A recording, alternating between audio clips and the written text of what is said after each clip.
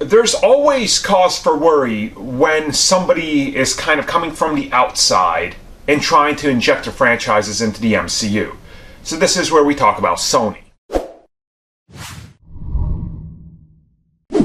You know, Sony is interesting, to say the least. They're not particularly terrible. They're better than a lot of the other studios and Hollywood execs out there, but when it comes to the long picture and the long game, they don't seem to understand it. And we've seen this time and time again. You know, we've seen this with the original Spider-Man trilogy. We saw this especially with the Amazing Spider-Man, and we're seeing this again with a Spider-Man-less Spider-Man universe starting with Venom.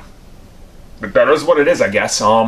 And one thing that I think has a lot of people worried, and this is something specific that I want to talk about that's been brought up to me, and that's whenever Amy Pascal talks about Spider-Man, and they're like, let's talk about what Kevin Feige did real good with that franchise. Here's what Marvel Studios did really well. And then they're like, they made everything fit together, so you have to watch all the movies.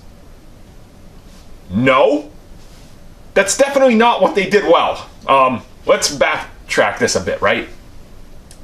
They have this, like, mentality in their mind that the only reason Marvel Studios works well is because, oh, I saw Captain America. I have to go see Thor. I have to see Ant-Man.